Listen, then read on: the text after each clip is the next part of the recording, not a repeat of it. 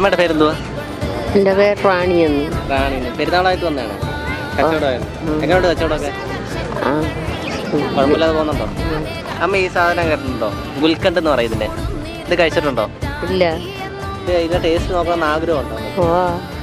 എടുത്ത് കഴിച്ചു നോക്കിയോ.